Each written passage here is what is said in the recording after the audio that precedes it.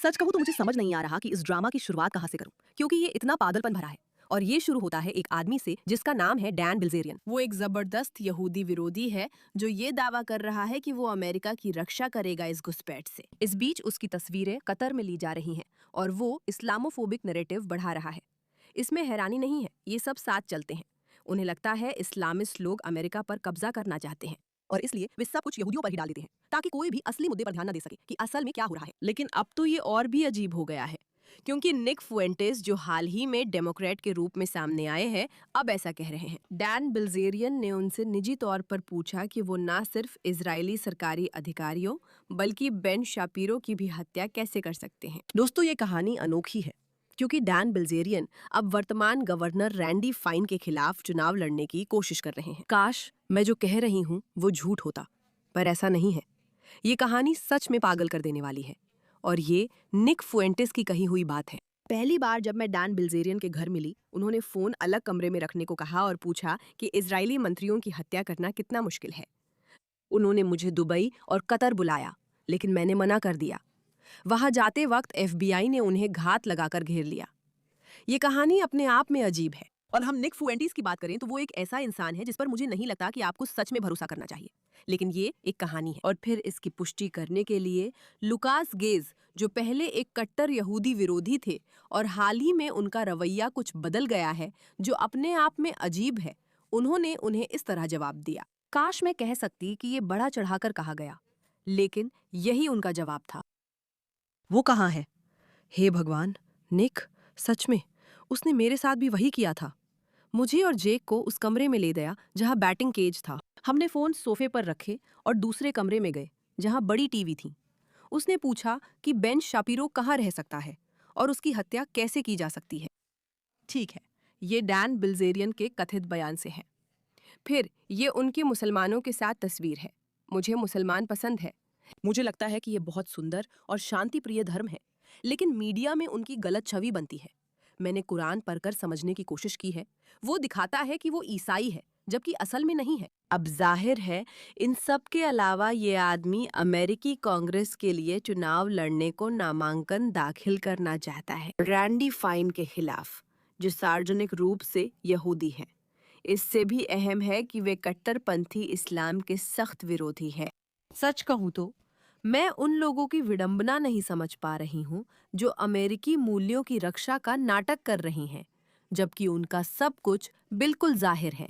मेरा मतलब है, कतर में उनकी ये तस्वीर देखिए, जब वे सिर्फ इस्लामी कब्जे की इजाजत देने की कोशिश कर रहे हैं। वे कहते हैं कि वही लोग अमेरिका की रक्षा कर रहे हैं और इसके लिए खड़े हैं।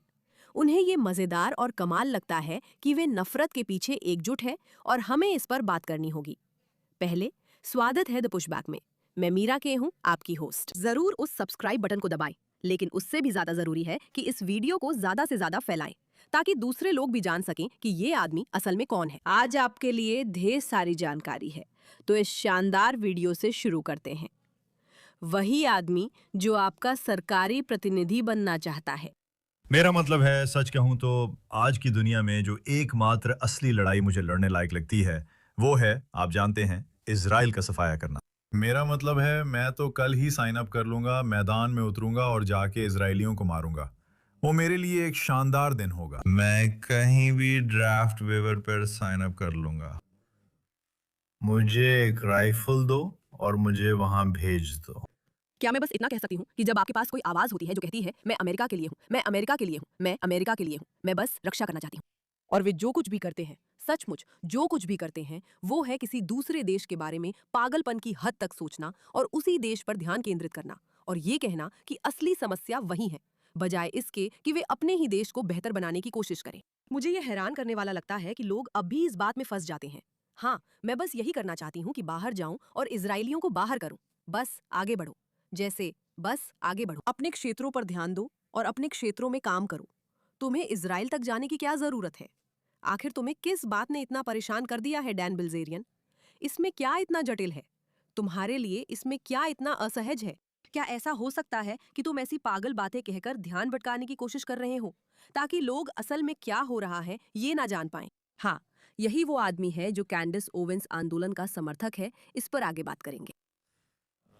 मुझे लगता है उस देश की अधिकतर आबादी बुरी है, नरसंहार बढ़ा रही है, रंग भेद चला रही है, फिलिस्तीनियों को दबा रही है, पड़ोसियों पे हमला कर रही है और आतंकवादियों जैसा व्यवहार कर रही है। वे बहुत घमंडी, एहसान फरामोश कमीने हैं और उन्हें इस दुनिया के नक्शे से मिटा देना चाहिए। ये तो बहुत ही उबाऊ है। यहाँ स्नीको के साथ है। आपको स्नीको याद होगा, वो साइको इस्लामिस्ट। तो डैन बिल्जेरियन, धन्यवाद। आपका यहाँ होना हमेशा खुशी की बात है। और हाँ भाई, आप खुद को सेंसर नहीं करते। नहीं, वो खुद को सेंसर नहीं करते क्योंकि उन्हें लगता है वो कुछ भी कह सकते हैं। इसे सुनिए, ठीक है? बिल्कुल बिल्कुल, कैंडिस ओवेंस। अधिकतर यहूदी हैं और चार्ली कर्क ने इसके बारे में बात की थी। हाँ, चार्ली कर्क ने उन्हें मार दिए जाने से ठीक पहले किस बारे में बात की थी? उन्होंने बिल्कुल साफ तौर पर कहा था कि वो नहीं चाहते थे कि ट्रंप ईरान में युद्ध करे। बिल्कुल सही है। उन्होंने कहा था कि इस्लाम सबसे बड़ी समस्या है और हमें इससे सही तरह निपटना होगा। चलिए उस बात को भूल जाते हैं मिस्टर कतर। और उन्होंने उन यहूदियों के बारे में बात करना शुरू किया था जो खुली सीमाओं को बढ़ावा दे रहे थे। उन्हें इसका जवाब देना पड़ेगा। और फिर आखिरी, आप जानते हैं, जो आखिरी संदेशों में से एक था जो उन्होंने भेजा, उसमें उन्होंने कहा कि उन्हें अब, आप जानते हैं, इजराइल का समर्थन छोड़ना पड़ेगा। सही है, सही है। मुझे ये दिलचस्प लगता है कि लोग कहते हैं इस्लामवादी और शांति प्रिय मुसलमान अलग है। वैसे ये चर्चा किसी और वक्त के लिए है। लोग क्यों नहीं समझते कि यहूदियों के भी कई प्रकार होते हैं। कुछ यहूदी वामपंथी मूर्ख हो सकते हैं, कुछ यहूदी सच में अच्छे हैं और देश को मजबूत बनाने में मदद करते हैं। सभी यहूदियों को एक जैसा मान लेना गलत है। ये सोचना भी बेवकूफी है। तुम्हें पता है उसकी मौत के बाद सबसे निराशाजनक बात उसकी पत्नी का कंपनी की सीईओ बनना है। उसने उस युद्ध का जिक्र भी नहीं किया। वो कितनी घटिया इंसान है। मेरा मतलब है, मैंने कभी नहीं देखा। वो सचमुच किसी की मौत से फायदा उठाने वाली इंसान की मिसाल है। वो बिल्कुल ठगी की जीती जागती मिसाल है। देखो, मैंने अपनी बिल्ली के लिए उससे 5 गुना ज्यादा शोक मनाया जितना उसने अपने पति के लिए किया। कितना घिनौना और घटिया है ना। मैं अपनी बिल्ली के लिए शोक मना रही हूँ। हाय हाय डैन, उम्मीद है तुम्हें कभी ये जानने की जरूरत नहीं पड़ेगी, लेकिन कुछ लोग दूसरों से अलग तरीके से शोक मनाते हैं। कुछ लोग शोक में डूब जाते हैं, कुछ उस व्यक्ति का मिशन अपना लेते हैं और अच्छा करने की कोशिश करते हैं। इंसान अलग अलग प्रकार के होते हैं, लेकिन उसे पता नहीं चलेगा, क्योंकि मुझे नहीं लगता कि तुम अच्छाई को पहचान पाओगी, भले ही वो तुम्हारे सामने आकर खड़ी हो जाए। सही है यार, जब मुझे अपनी बिल्ली को सुलाना पड़ा था तो मैं लगभग 1.5 महीने तक पूरी तरह टूट गया था। यार, मैं उस दिन से डर रहा हूँ यार। उसके पति की राष्ट्रीय टीवी पर बहुत ही भयानक तरीके से हत्या होने के सिर्फ 1 हफ्ते बाद ही वो टोपी की बिक्री को लेकर उछल कूद कर रही है। सही है, टी शर्ट्स उन्होंने कितने पैसे कमाए, मैं तो हैरान रह गया भाई। यार ये क्या है? और फिर जब से ये युद्ध हुआ है, तुम चार्ली की पत्नी थी और अब तुम सामने आकर वही बात नहीं कह रही हो, वही भावना नहीं जता रही हो जो वो अपनी मौत से पहले जता रहा था।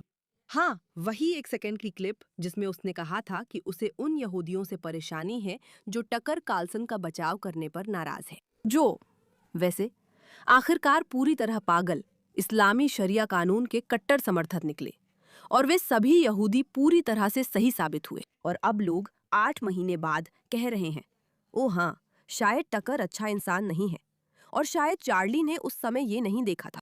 वो टकर का बचाव कर रहा था सबके लिए जो उस समय के ड्रामा को देख रहे थे। वो उन यहूदियों से चिढ़ा था जो कह रहे थे कि इस आदमी को ब्लॉक करो, ये अच्छा नहीं है। अंत में वे यहूदी सही साबित हुए। टकर कार्लसन अच्छे नहीं है, ना तो अमेरिकी मूल्यों के पक्ष में है, ना ही ट्रंप के पक्ष में। देखिए इसके बाद कितनी सारी परेशानियां सामने आई हैं। तो वो सारी बातचीत जहां लोग चार्ली कुक को मेगन कैली से दोस्ती बनाए रखने के लिए ताने दे रहे थे, टकर कार्लसन से दोस्ती बनाए रखने के लिए ताने दे रहे थे, वे सही थे। ये लोग आखिरकार पागल साबित हुए। बिल्कुल सही। वो ईरान युद्ध पर चुप है। कम से कम उनकी विरासत के लिए उन्हें ईरान पर उनकी मान्यताओं का समर्थन करना चाहिए और जो बनाया है उसे पूरी तरह ना बदलें। उन्होंने टर्निंग पॉइंट खड़ा किया था। मैं सच में उनकी बात नहीं सुन सकती, मैं सच में उनकी बात नहीं सुन सकती। इससे मुझे बहुत बहुत गुस्सा आता है। खैर जाहिर है डैन बिल्जेरियन परेशान हो रहे हैं। निक फुएंटेस एक फेड है, लगातार विभाजन, आपसी लड़ाई और ईसाई पर हमले के बाद एप्स्टीन का बचाव किया, सिर्फ इसलिए कि जिंजर एक यहूदी डेमोक्रेट महिला का समर्थन कर रहा था। पहले कहा था वामपंथी सीढ़ियां चाहते हैं, विरोधाभास कभी खत्म नहीं होते। अब वो कह रहे हैं वो एक फेड है, वो यहूदियों के लिए काम कर रहा है और कह रहा है कि ये छोटा सा समलैंगिक बहुत विध्वंसक और नकली है जो शादी चाहने वाले पुरुषों को कीड़ा बोल रहा है। लोग ऐसे हैं। मैं बेसब्री से पिता बनने का इंतजार कर रहा हूं। मैं बेसब्री से पति बनने का इंतजार कर रहा हूं। मैं अपने बच्चों के दीक्षांत समारोह में जाने का इंतजार नहीं कर सकता। ऐसा लगता है कि वो सब बहुत बोरिंग है। वो सब सच में बहुत बोरिंग है और तुम्हें बोरियत महसूस करनी चाहिए। वो एक जिम्मेदारी जैसा ही लगना चाहिए। मैं सिर्फ बच्चों का रिसाइटल देखना चाहता हूं। ये मेरे लिए बहुत जरूरी है। मर्द बहुत भावुक हो गए हैं। ठीक है, निक फुएंटेस एक घटिया इंसान है। इस बात को अब सब जानते हैं। मुझे नहीं लगता कि निक फुएंटेस का डैन बिल्जेरियन के खिलाफ आना हमें कोई अद्भुत नैतिकता दिखाता है। आइए इस बात को बहुत बहुत साफ कर दें। ये उसका वीडियो है, मायरॉन गेन्स के साथ कतर में। कोई हैरानी नहीं, मुझे पूरा यकीन है कि ये कतर में है। हाँ, ये कतर में ही है। लेकिन बात यह है कि हम डैन की नहीं सुनते, हम निक फुएंटेस की नहीं सुनते। हम उसकी किसी भी बात पर भरोसा नहीं करते, लेकिन कभी-कभी वो कोई दिलचस्प बात कह देता है। जैसा कि वो ट्विटर पर कहता है, पहले वो हमें बता रहा है कि वामपंथी लोग दक्षिणपंथियों को मारने की कोशिश कर रहे हैं। अब वो कहता है कि ओहायो में डेमोक्रेट को वोट दो। ये बहुत विरोधाभासी है। और ऐसा है, डैन, मुझे पता है कि तुम इतने समझदार नहीं हो, लेकिन ये वाकई इतना जटिल नहीं है। मेरा मतलब है, आखिरकार बात बस इतनी सी है। इसी वजह से वे हमें गोयम कहते हैं। माफ करना, इसी वजह से वे हमें गोयम कहते हैं। मैं सोचता था कि कम आईक्यू वाली यहूदी विरोधी बातें बस वे ऐसे ही कहते हैं। मैं गलत। ठीक है, मैं गलत था। कम आईक्यू वाली यहूदी विरोधिता असली है। ये डैन बिल्जेरियन है। असल में ये काफी मजेदार है। मुझे कहना पड़ेगा, निक हमेशा मुझे हंसाता है। वो बहुत ही बुरा इंसान है, लेकिन वो बहुत मजेदार है और उसे अपनी बात रखना आता है। फिर से मैं आप सभी को याद दिलाना चाहती हूँ, हम इस डैन बिल्जेरियन वाली बात के बारे में क्यों बात कर रहे हैं।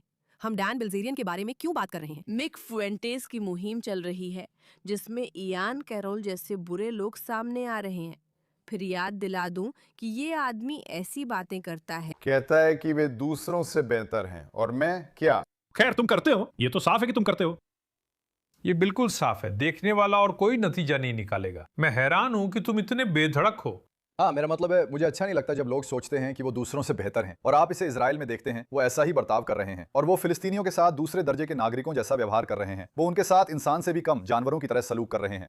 कहते हैं वो आदमी जो कतर जाता है, जिसके पास सचमुच हकीकत में असली गुलाम है। और ये उनके तालमुद में भी लिखा है। इसमें लिखा है, अगर आप यहूदी नहीं हैं तो आप इंसान से कम हैं। हे भगवान, निक फुएंटेस ने फिर घटिया यहूदी विरोधी बातें कहीं। हम इस पर इसलिए चर्चा कर रहे हैं क्योंकि वो गवर्नर बनना चाहता है।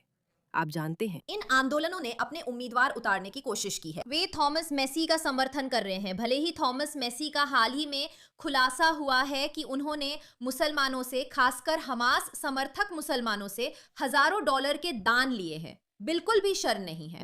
हमने देखा है कि मार्जरी ट्रेडर ग्रीन ने हाल ही में कांग्रेस से इस्तीफा दे दिया और इसके परिणाम स्वरूप उन्होंने पूरी तरह से अपना रुख बदल लिया है। वो राष्ट्रपति ट्रंप पर हमला कर रही हैं। वो कहती हैं कि शरिया कानून से कोई खतरा नहीं है। अब वो पूरी तरह यहूदी विरोधी और फिलिस्तीनी समर्थक है। और अब हमने ये भी देखा है कि डैन बिल्जेरियन, जो वास्तव में एक बदनाम, ड्रग्स लेने वाले, असुरक्षित इंस्टाग्राम का गिरा हुआ शख्स है, उनके व्यवहार में भी ये देखने को मिला है, जिन्होंने हाल ही में फ्लोरिडा राज्य में अमेरिका फर्स्ट देशभक्त रैंडी फाइन के खिलाफ कांग्रेस के लिए चुनाव लड़ने की अपनी योजना की घोषणा की है। अब डैन बिल्जेरियन कौन है? खैर, वो दोहरी नागरिकता रखते हैं। मुझे लगता है वे आर्मेनियाई हैं और उनके पास अमेरिकी नागरिकता भी है। हैरानी की बात है कि वो मुस्लिम है। और वो मुस्लिम हैं, उन्होंने इस्लाम कबूल किया है और उन्होंने इस्लामी आतंकवाद का खुलकर बचाव किया है। वो खुलेआम इस्लाम की तारीफ करते हैं। वो हमास, हिजबुल्लाह का समर्थन करते हैं और उन्हें वैध सेनाएं मानते हैं। साथ ही फिलिस्तीनी आतंकियों के अस्तित्व से इनकार करते हैं। यही कहानी है कि कैसे ये वोक राइट इन्फ्लुएंसर, जो भूतों के साथ मस्ती करता है, खुलेआम नैरेटिव फैला रहा है और अमेरिकन फर्स्ट देशभक्तों के खिलाफ लड़ रहा है ताकि गवर्नर बन सके। वो कतर का प्रवक्ता है। उन्होंने निक फुएंटेस को अपना दुश्मन बना लिया है, जो कि काफी बड़ी बात है। और यही वो चीज है जिससे हमें फिर से निपटना है। क्योंकि जब आप डैन बिल्जेरियन को देखते हैं तो आप कभी नहीं सोचेंगे, ओ हाँ, ये तो एक क्लासिक इस्लामिस्ट है। नहीं, लेकिन साफ तौर पर, बिल्कुल साफ तौर पर वो बिल्कुल वही है। इस मुद्दे पर ध्यान देने के लिए धन्यवाद।